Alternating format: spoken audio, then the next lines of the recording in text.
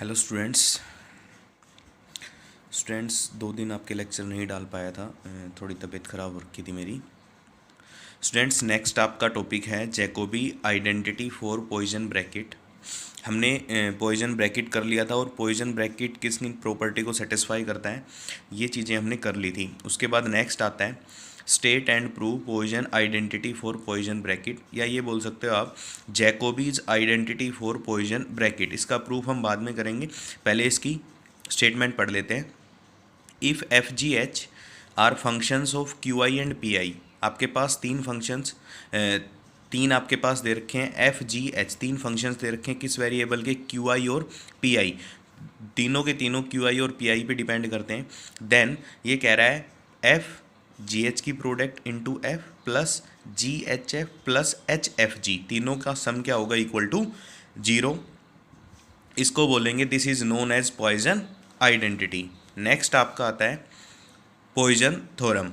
Poison theorem की statement भी आ सकती है state and prove Poisson theorem, या फिर ऐसे भी आ सकता है a necessary and sufficient condition for the function F of, function किस किस का है? टी का, क्यू आई का और पी आई का, to be the integral of the equation D Q I by D T equal to curly H by curly P I, D P I by D T equal to minus of curly H by curly Q I. ये आपकी Hamiltonian equation है, बाद में आएगा ये topic आपका, तब करेंगे। फिलहाल इसका प्रूफ देखो।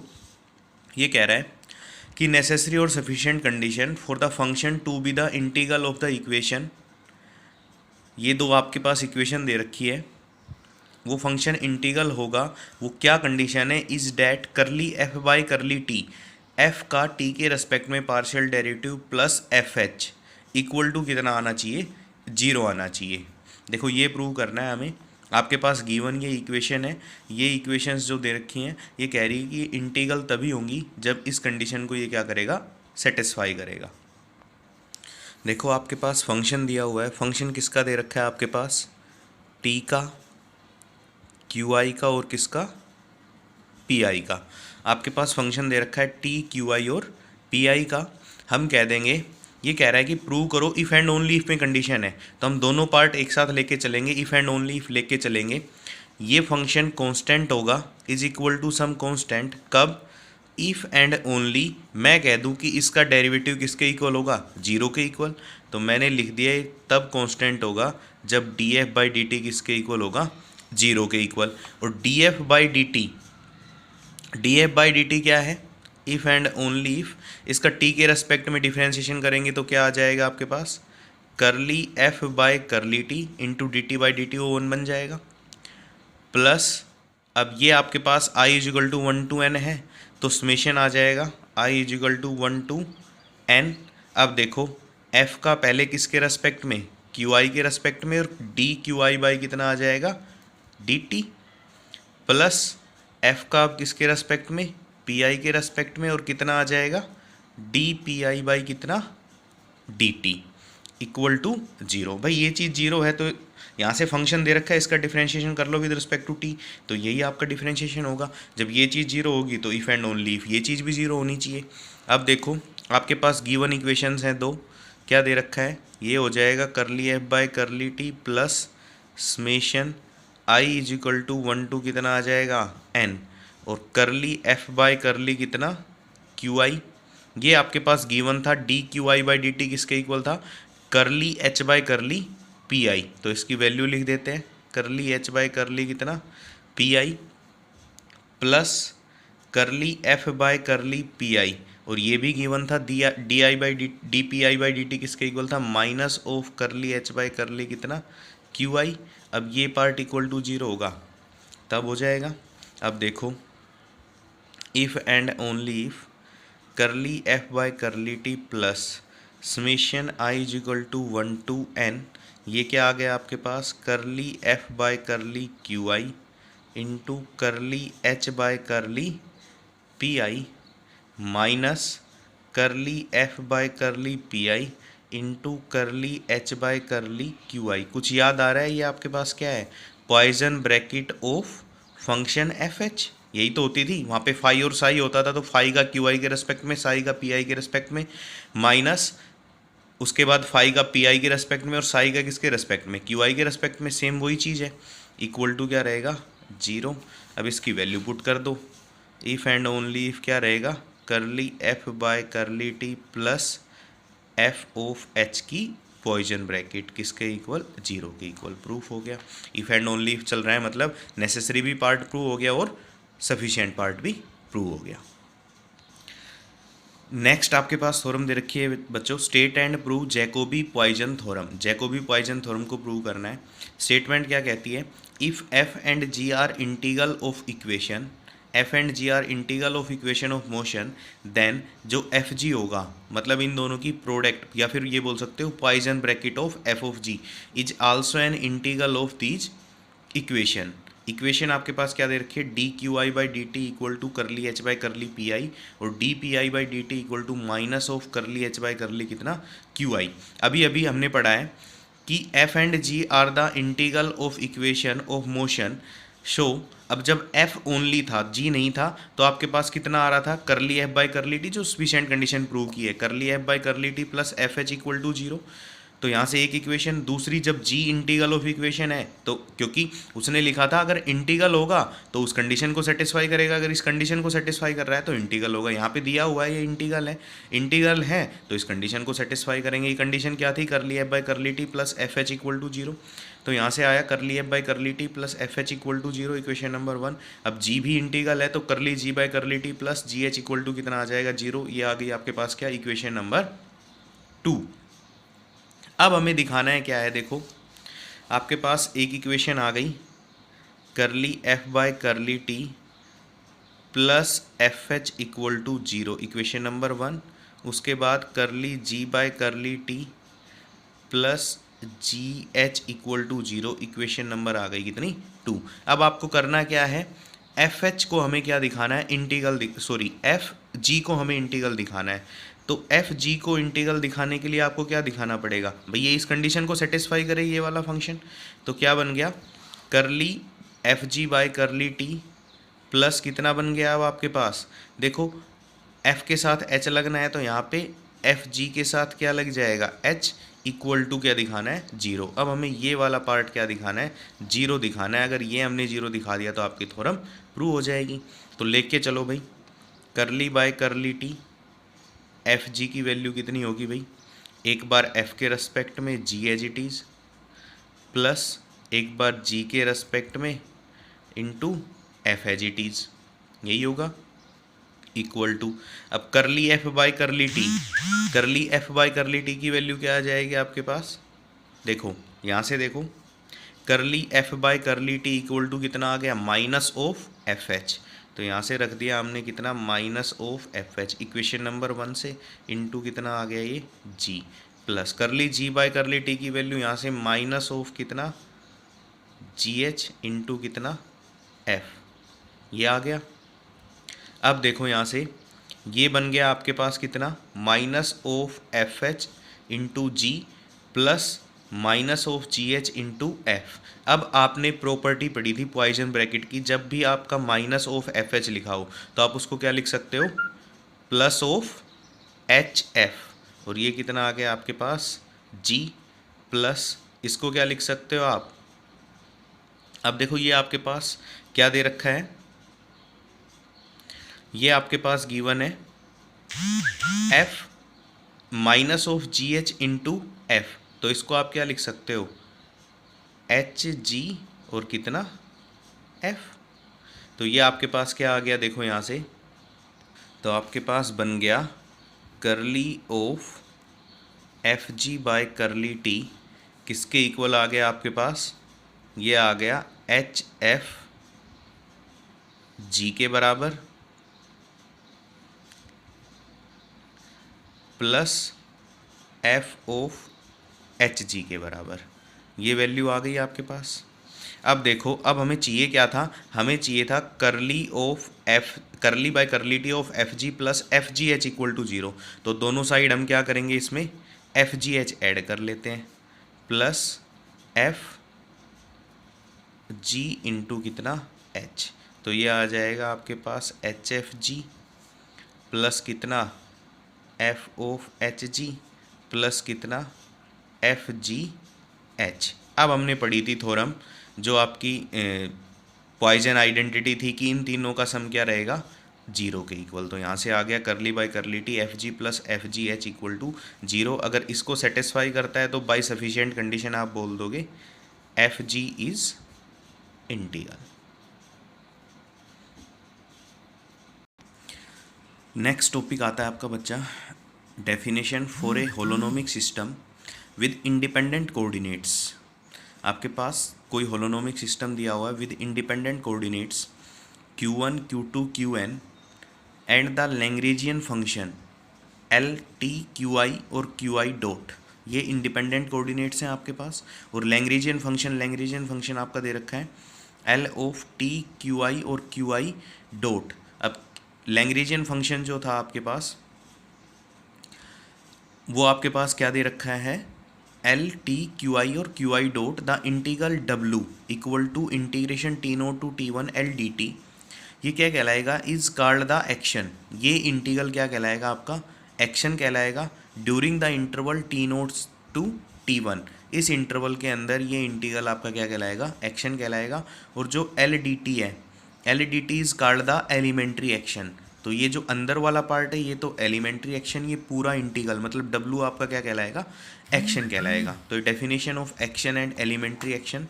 इसके बाद आती है आपकी most important theorem, state and prove Hamiltonian principle. Hamiltonian principle को स्टेट करना है और प्रूव करना है। तो देखो ये क्या कह रहा है, स्टेटमेंट देखो इसकी, the motion of the system from time T naught to time T one. किसी सिस्टम के अंदर टाइम टी नोट से शुरू होने वाला मोशन और टाइम टी वन तक जो मोशन चलेगा, is such that the integral, वो कैसे होगा कि जो ये एक्शन है is an extremum for the path of motion. ये एक्सट्रीमम होगा किसी पाथ ऑफ मोशन के लिए। एक्सट्रीमम का मतलब ये हो गया कि या तो वो मैक्सिमम होगा या फिर वो क्या होगा, मिनिमम होगा। कोई भी पाथ ऑफ मोशन होगा उसके लिए पक्का मैक्सिमम या फिर क्या दे रहा होगा, वो मिनिमम दे रहा होगा। तो क्या कह रहा है बच्चों आपके पास कि कोई भी मोशन ऑफ सिस्टम है टी नोट से टी वन इंटरवल के अंदर, अगर कोई मोशन कर रहा है, कोई भी सिस्टम मोशन कर रहा है, उसके अंदर मोशन है तो जो इंटीग्रल होगा वो पक्का क्या देगा आपके पास, कोई मैक्सिमम वैल्यू देगा या फिर क्या देगा, मिनिमम देगा किसी भी पाथ ऑफ मोशन के लिए। इन अदर वर्ड्स हम कह सकते हैं out of all possible paths, ये कह रहा है कि जितने भी पॉसिबल पाथ्स हैं by which the system could travel, जिनके अकॉर्डिंग सिस्टम ट्रैवल करेगा फ्रॉम इट्स पोजिशन, अपनी पोजिशन से एट टाइम टी नोट से टाइम टी वन तक, it will actually travel along the path for which W is an extremum. ये कह रहे हैं कि वो एक्चुअली उस पाथ के अलोंग ट्रैवल करेगा जिसके अंदर डब्लू आपका एक्सट्रीमम होगा, और ये एक्सट्रीमम यहाँ पे हमने दिखाना है वो क्या होगा, मिनिमम होगा और मैक्सिमम दोनों आएंगे। डब्लू इज एन एक्सट्रीमम, या तो मिनिमम होगा या फिर क्या होगा, मैक्सिमम होगा। मतलब हमें जितने भी पॉसिबल पाथ्स हैं उनमें ढूंढना है कि कौन से पाथ के अकॉर्डिंग या तो मिनिमम वैल्यू दे रहा हो या क्या दे रहा हो आपके पास, मैक्सिमम वैल्यू दे रहा हो। ये हमें प्रूव करना है। अब देखो प्रूव कैसे करना है, हमने माना कि वो ट्रैवल करता है, ये मान लिया हमने कितना आपके पास दिया हुआ है एम नोट, और ये मान लिया हमने कितना एम वन, ये टी वन टाइम पे क्यू आई डैश और ये Q I note T note पे। और ये आपके डिफरेंट पाथ्स हैं, यहाँ से भी यहाँ तक पहुँचने के लिए इस पाथ का भी यूज करता है, इसका भी यूज करता है, इसका भी यूज करता है। तो देखो क्या किया, consider all possible paths passes through two specified points. एक पॉइंट्स हमने एम नोट मान लिया और दूसरा पॉइंट मान लिया हमने एम वन। एम नोट के कोऑर्डिनेट क्या हो गए, टाइम और पोजीशन, और यहाँ पे भी आपके पास क्या हो गया, टाइम और आपके पास पोजीशन। तो एक को हमने मान लिया क्यू आई नोट, दूसरी पोजीशन को हमने मान लिया Q I dash of the space. Suppose that among the path consider there is a straight path that is one along which the system actually moves for a specified function L। ये कह रहा है कि जितने भी paths हैं हम करते हैं कि यहाँ पे एक स्ट्रेट पाथ भी होगा, डेट इज जिसके अलोंग जो सिस्टम होगा वो एक्चुअली मूव करेगा। For a straight path of the function, straight path के लिए आपके पास क्यू आई का कोऑर्डिनेट क्या हो जाएगा, Q I of T straight path है तो स्ट्रेट पाथ के लिए आपके पास क्यू आई इक्वल टू क्या बनेगा, Q I T, satisfying the Lagrangian equation. Straight path के लिए लैग्रेंज इक्वेशन को सेटिस्फाई करेगा, और लैग्रेंज इक्वेशन आपके पास क्या है, D by D T curly L by curly Q I dot minus curly L by curly Q I equal to 0। All the other path passing through the points m0 and m1 are called circuitous path। क्योंकि straight line के अलावा जिसमें भी path करेगा वो आपके circular type के होंगे, तो उनको बोल दिया हमने all the other path passing through the points m0 and m1 are called circuitous path। We shall prove that। अब हमें क्या प्रूव करना है, देखो हमने स्ट्रेट पाथ भी कंसिडर किया और सर्किटियस पाथ भी किया, लेकिन हम स्ट्रेट पाथ के अलोंग क्यों जा रहे हैं, हम दिखा देंगे कि जो स्ट्रेट पाथ है ना उसी के अलोंग आपकी एक्सट्रीमम वैल्यू मिलेगी बजाय किसके, सर्किटियस पाथ के। तो हम क्या करेंगे, consider an arbitrary one parameter family of paths. हमने क्या किया, क्यू आई इक्वल टू कितना, Q I T alpha containing at alpha equal to 0 a given straight path for and for alpha non equal to 0 the path are circuitous. देखो यहाँ पे माना था straight path के लिए Q I equal to Q I, सिर्फ time का function आपके पास क्यू आई ऑफ टी। यहाँ पे हमने दोनों पाथ का मिक्स माना, टी ऑफ एल्फा, एल्फा 0 रहेगा तो स्ट्रेट पाथ, और जब एल्फा नॉन 0 रहेगा तो कैसा रहेगा आपका पाथ, सर्किटियस रहेगा। Let all these paths have a common origin. हमने मान लिया कि सब के सब एम नोट से शुरू होके और एम वन पे ख़त्म हो रहे हैं, तो कॉमन ओरिजिन हो गया और कॉमन टर्मिनल हो गया M one. Show that Q I T naught alpha, जो आपका कॉमन ओरिजिन है जहाँ से शुरू हो रहे हैं उसकी पोजीशन क्यू आई नोट, जहाँ पे आपका ख़त्म हो रहा है उसकी पोजीशन हमने मान ली कितना, एट टाइम टी नोट पे क्यू आई शुरू होगा, एट टाइम टी वन पे वो ख़त्म होगा, तो वो क्या मान लिया, Q I dash. The action W along a path belonging to the family in a function of parameter alpha, that is आपका जो डब्ल्यू है, मतलब जो एक्शन है वो किस किस का फंक्शन था, एल डी टी, और एल आपका फंक्शन था टी क्यू आई और क्यू आई डॉट का। तो यहाँ पे बन गया एल टी क्यू आई किस किस का, T of alpha, Q I dot भी किसका फंक्शन है, T of alpha D T. Integration की वैल्यू टी नोट से टी वन, एक्शन की जो आपकी डेफिनेशन है उसकी इंटीग्रेशन में हमने वैल्यू पुट कर दी। The variation of W with respect to alpha is given by del of W, तो क्या बन जाएगा आपके पास T naught to T one del of L D T. जैसे देखो L equal to L T Q I dot. अब यहाँ पे W आपका W ऑफ एल्फा था, W ऑफ अल्फा मतलब डेल ऑफ W में चेंज करेंगे तो चेंज इन एल्फा, तो एल्फा क्यू आई में है और क्यू आई डॉट में है, T is independent of alpha. So T के रेस्पेक्ट में जब हम डेल ऑफ L निकालेंगे तो वो क्या हो जाएगा, 0। तो आपके पास क्या बचेगा, क्यू आई आपका 1 से n है, क्यू आई डॉट आई आपका 1 से n है, तो समेशन लगाया हमने I equal to 1 to n curly L by curly Q I into del of Q I, और क्यू आई डॉट को आप लिख सकते हो क्या, curly L by curly Q I dot into del of Q I dot. तो ये तो एज इट इज़ रख लिया, ये क्या आ गया, plus L by curly Q I into del of Q I को लिख सकते हो D by D T of del of Q I. इसको हमने पुट कर दिया किसके अंदर, डेल ऑफ डब्ल्यू के अंदर, तो डेल ऑफ डब्ल्यू आ गया आपका T naught to T one summation I equal to 1 to n curly L by curly Q I into del of Q I plus curly L by curly Q I dot into कितना, del of Q I dot D T. T naught to T one summation I equal to 1 to n curly L by curly Q I into del of Q I plus curly L by curly Q I dot, और del of Q I dot की value हमने पहले ही लिख ली थी, D by D T of del of Q I into D T. अब यहाँ से क्या हुआ, ये टी नोट से T one summation I equal to 1 to n, इसको अलग लिखा curly L by curly Q I into del of Q I dot D T, plus इस पे इंटीग्रेशन और समेशन अलग से लगाया, summation I equal to 1 to n T naught to T one curly L by curly Q I dot into D by D T of del Q I D T. अब इसको कैसे solve किया इस integration को, integration by part, पहला function और दूसरा function, तो क्या हो गया, ये वैल्यू हमने एज इट इज़ रखी plus summation I equal to 1 to n, ये क्या बन गया, देखो first function as it is curly L by curly Q I dot into del of, second का इंटीग्रेशन करेंगे तो डेरिवेटिव कट जाएगा, क्या बचेगा खाली del of Q I, limit लगा दिया टी नोट से T one minus integration T naught से टी वन, पहले का डेरिवेटिव मतलब D by D T of curly L by curly Q I dot into integration of this, इसका integration करेंगे तो डेरिवेटिव से इंटीग्रेशन कैंसिल, कितना हो जाएगा del of Q I D T. Summation दोनों पे लगा दिया क्योंकि बाहर पूरी ब्रैकेट पे समेशन लगता, तो इस पे समेशन अलग से लगा दिया, इस पे समेशन हमने अलग से लगा दिया। ये आपके पास कितना आ गया। अब देखो यहाँ पे आप करोगे M naught and M one are two fix position in space, so M naught और एम वन यदि फिक्स पोजिशन ऑफ स्पेस हैं तो curly L by curly Q I dot into del of Q I, T one to T naught निकालोगे वो आपके पास क्या होगा, जीरो। देखो ये जीरो कैसे बना, आपके पास दिया हुआ है summation I is equal to 1 to n curly L by curly Q I dot into कितना डेल ऑफ क्यू आई, और लिमिट लेनी है हमने कितना टी नोट से टी वन। तो आपके पास क्या आ जाएगा, इसको ओपन करेंगे तो summation I is equal to 1 to n curly L by curly Q I dot into कितना del of Q I at T equal to कितना T one minus summation I is equal to 1 to n curly L by curly कितना Q I dot into del of Q I at T equal to T naught. अब देखो जो T naught है और T one है, T one और T note, ये starting time है टी नोट, ये आपका टर्मिनल, यहाँ पे आपका फिक्स पॉइंट रहेगा एम नोट, और ये आपके पास लास्ट फाइनल पॉइंट है टी वन टाइम है। तो यहाँ पे आपका जो फाइनल पॉइंट रहेगा वो कितना था, एम वन था। तो एम नोट और एम वन तो दोनों कैसे हैं, फिक्स हैं।